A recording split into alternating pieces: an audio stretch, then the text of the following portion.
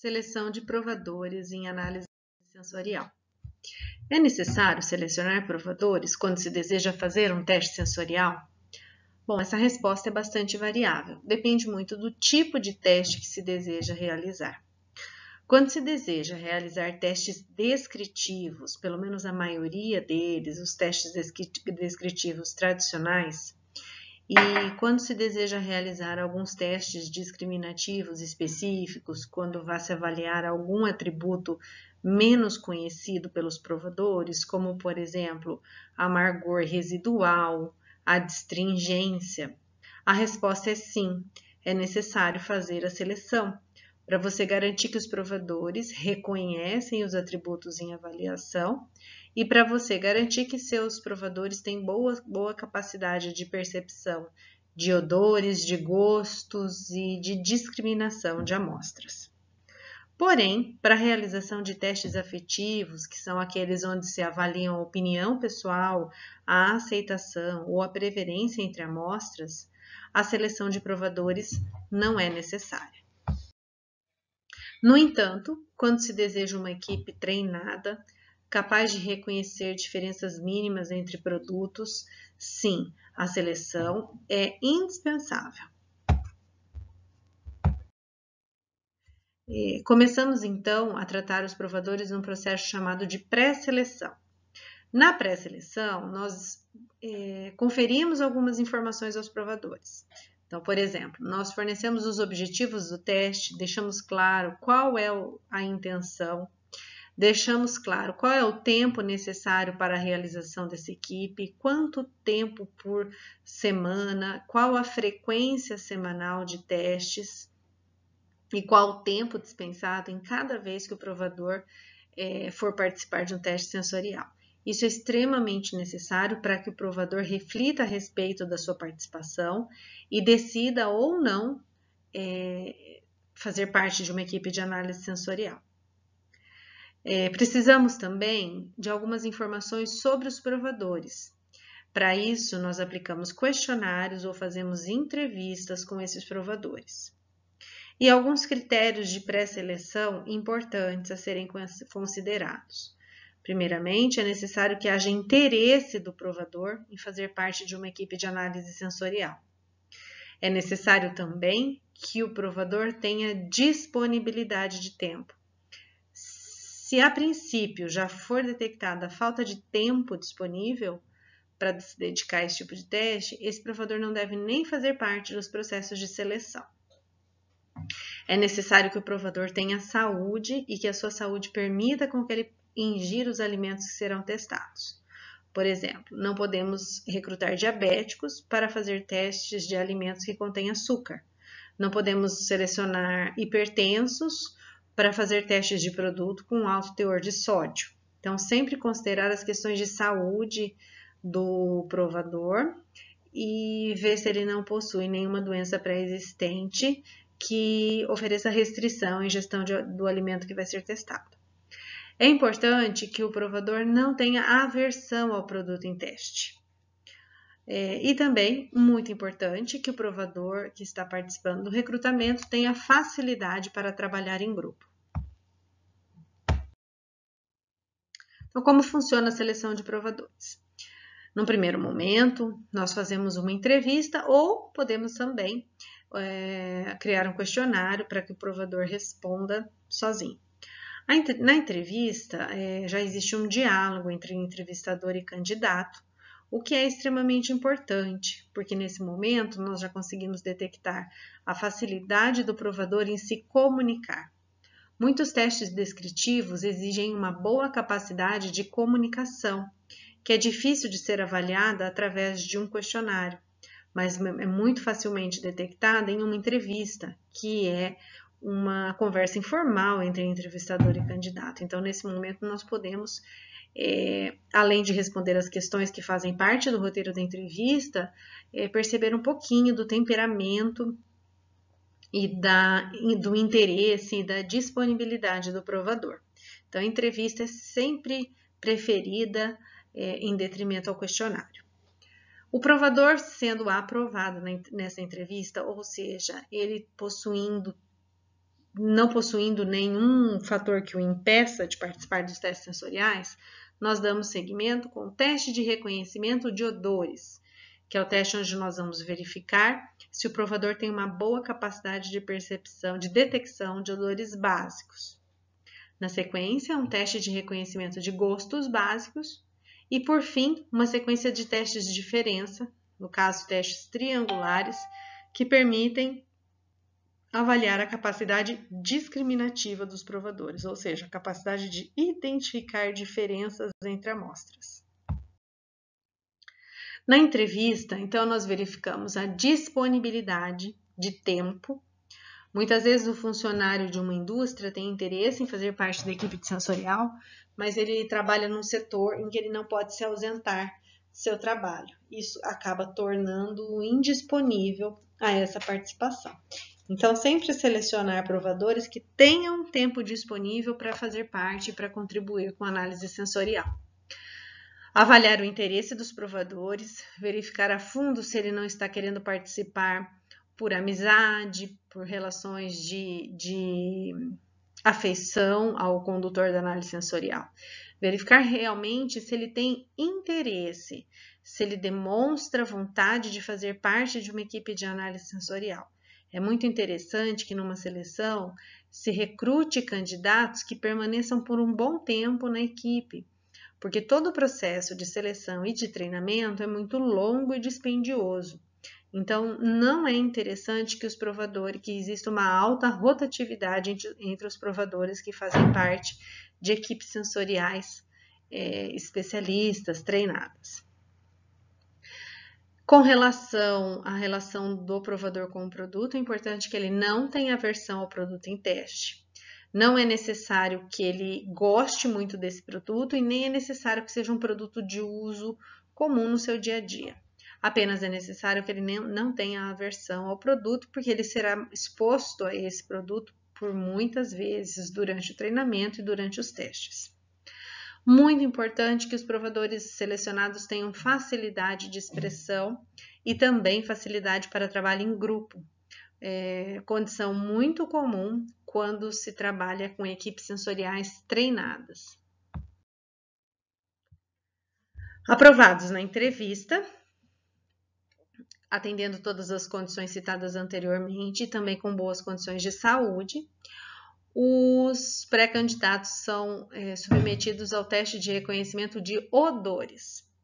Neste teste, os provadores recebem entre 16 e 20 amostras codificadas e totalmente escondidas dentro de copos brancos que não permitam a identificação dos produtos através da visão. Esses produtos são produtos comuns, amostras comuns, então eu ofereço aos provadores amostras habituais e peço que eles inalem essas amostras por 3 vezes e tentem identificá-la, ou fazer uma identificação exata do que é a amostra, ou fazer associações. Como isso funciona? Então, por exemplo, eu coloco orégano dentro de um copo e fecho bem esse copo, utilizando algodão, utilizando papel alumínio, e peço ao provador que inale essa amostra fazendo furinhos no papel alumínio e tente identificar. O provador pode ser capaz de dizer exatamente se ali existe orégano, e assim ele coloca numa ficha que ele encontrou naquela amostra, ou o provador pode não reconhecer diretamente o orégano, mas reconhecer, por exemplo, um produto muito comum onde se encontra o orégano, que no caso é a pizza. Então, ele está fazendo uma associação correta. Ele pode também, talvez, não identificar a pizza, mas associar ao orégano um tempero e colocar nessa ficha tempero, erva aromática, algo assim. Isso também é uma identificação correta. O que não é aceito é o provador identificar esse tempero de maneira errada, ou seja, afirmar que ali existe sálvia, cominho ou qualquer outro tipo de tempero. Isso não isso é considerado um erro. Então, neste teste, permitimos a identificação exata ou aproximada, e a quantificação é feita da seguinte forma. Para todo acerto ou associação direta, que seria o caso entre orégano e pizza, o provador recebe 1 ponto. E uma associação aproximada, que seria dizer que esse orégano é um tempero, então tem uma associação aproximada, isso equivale a meio ponto. Nesse teste, ao final da identificação, nós somamos todos os pontos feitos pelo candidato a provador e ele exige um acerto mínimo de 70%. Então, se eu tenho 20 amostras, eu poderia fazer 20 pontos. Como 70% disso, eu tenho um total de 14. Então, meu candidato precisa fazer no mínimo 14 pontos nesse teste para ser considerado aprovado no teste de reconhecimento de odores. Essa é a ficha utilizada, um exemplo de ficha utilizada no teste de reconhecimento de odores. Então, o provador identifica a codificação da amostra, a amostra sempre codificada com 3 dígitos aleatórios, que são colocados no primeiro campo, onde temos escrito a amostra. Aí a orientação: aspire-a, identifique o odor e registre-o na ficha. Aguarde alguns segundos para aspirar a próxima ou realize o branco. O branco, no caso do teste de reconhecimento de odores, é cheirar o antebraço ou a mão desde que esses estejam inodoros. Por isso é necessário que o provador sempre lave as mãos com sabonete líquido neutro antes de dar início aos testes sensoriais. Na sequência, sendo aprovado nesse teste, o candidato é direcionado ao teste de reconhecimento de gostos básicos. Nesse teste, sempre se oferta água entre as amostras e esse teste requer um acerto de 100%, ou seja, um teste que não permite erros. São apresentadas aos provadores 6 soluções aquosas, sendo elas sacarose a 1%, ácido cítrico a 0,03%, cloreto de sódio 0,2%, cafeína 0,03%, ácido tânico 1%, que é o responsável pela sensação de adstringência, umami, que é o glutamato monossódico 0,6%, e água mineral, importante que seja uma água mineral insípida. Muitas águas minerais têm um teor mineral muito alto, o que dá um certo sabor. Um exemplo de água mineral com essa característica bem neutra é a Minalba, Brasil, pH 7,6. Seguindo então as normas descritas pela ABNT em 2016. Na sequência, uma outra proposta de soluções para a realização de um teste de reconhecimento de gostos básicos, que seria o preparo de 2 soluções, 2 concentrações diferentes de solução de cada um dos gostos básicos. Então, o gosto básico ácido, faríamos 2 soluções de ácido cítrico, 0,02% e 0,04%. O gosto amargo, identificado pela substância cafeína, sendo preparada 2 soluções, na concentração de 0,03% e na de 0,06%. A solução gosto básico doce, sendo caracterizado pela substância sacarose, em 2 soluções de diferentes concentrações, 0,4% e 0,8%. E o gosto básico salgado é caracterizado pela substância cloreto de sódio nas concentrações de 0,08% e 0,15%. Então, são 2 metodologias diferentes para a realização do teste de reconhecimento de gostos básicos, sendo que ambas exigem 100% de acerto. A primeira, mais fácil, o provador recebe 6 ou 7 soluções, 6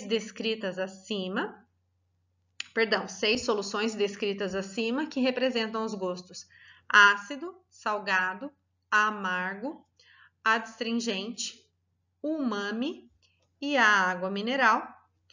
E solicita-se que ele identifique o gosto percebido nessas amostras. A segunda metodologia propõe Então, que o provador receba 8 soluções mais uma, que é a água, então 9 copos contendo soluções com os 4 gostos básicos, ácido, amargo, doce e salgado, em 2 concentrações diferentes. É exigido que o provador reconheça as 2 soluções com cada um dos gostos básicos. Então, quem são as 2 ácidas, quem são as 2 amargas, as 2 doces e as 2 salgadas.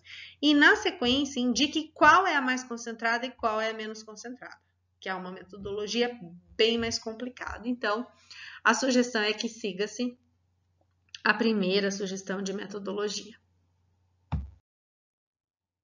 Aprovados no teste, então, de reconhecimento de gostos básicos e de odores, o provador, o candidato aprovador, será submetido a uma sequência de testes de diferença que tem o objetivo de avaliar a capacidade discriminativa desses provadores, ou seja, os provadores conseguem identificar diferenças entre os produtos? Para isso, utiliza-se os testes triangulares, que é um teste onde o provador recebe 3 amostras, como está apresentado nessa figura, sendo 2 amostras iguais e uma diferente. O provador é solicitado a provar as 3 amostras, sempre ingerindo água como branco antes de prová-las, e identificar qual das amostras é a amostra diferente. Aplica-se esses testes com substâncias muito próximas àquela que o provador vai fazer parte da equipe de análise sensorial. Então, se eu estou selecionando amostras, provadores para compor uma equipe de análise de café, faço testes triangulares com amostras de café. Se eu estou compondo uma equipe de análise sensorial para testar cerveja, vou fazer testes discriminativos triangulares utilizando amostras de cerveja. Quantos testes? Submeto os meus provadores, meus candidatos, a uma sequência de 6 a 8 testes sequenciais e exijo que eles tenham um acerto mínimo entre 60% e 70%. Esse teste, então, ele é muito importante, ele avalia a capacidade do provador de identificar a diferença entre as amostras e compõe o processo de seleção de provadores. Então, algumas recomendações. Primeiro, recrute 3 vezes o número de provadores desejados. Por quê? Mesmo após o processo seletivo ser realizado, no momento em que os provadores começam a realizar os testes sensoriais, nós vamos verificar que vão existir provadores que primeiro vão desanimar, vão cansar e vão pedir para deixar a equipe de análise sensorial. Isso é normal, porque a análise sensorial exige bastante tempo das pessoas.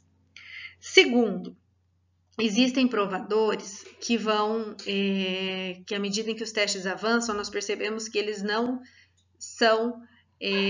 têm respostas em consenso com o grupo. Então, eles destoam da equipe em que eles participam no que diz respeito às respostas sensoriais conferidas. E isso atrapalha o julgamento sensorial. E, por fim, existem provadores que não têm repetibilidade. Ou seja, existem provadores que avaliam as amostras em cada momento de uma maneira diferente. Então, eles não se repetem. E em análise sensorial, com provadores treinados, eu preciso de repetibilidade de resultados. Por esse motivo, após o processo seletivo inicial, nós recomendamos o recrutamento de 3 vezes mais o número de julgadores desejados, porque perdas vão acontecer até que você tenha sua equipe treinada e funcionando, trabalhando corretamente. Segunda recomendação, testar sensibilidade para a variável específica. Então, se você vai trabalhar com testes de amargor, amargor residual, aftertaste, por exemplo, características muito comuns de produtos com edulcorantes, faça testes com esses atributos, faça seleção utilizando esses atributos, use testes triangulares de seleção onde se avalie esses atributos, para você selecionar provadores específicos para compor a equipe que você precisa treinar. E, por fim, selecionar provadores interessados, disponíveis, com facilidade de trabalho em grupo, e que sejam, por fim, também considerados aptos nos testes aplicados, que são entrevista, teste de reconhecimento de gostos básicos e teste de reconhecimento de odores, além da sequência de testes discriminativos. Essas, então, são as recomendações para uma boa seleção de provadores.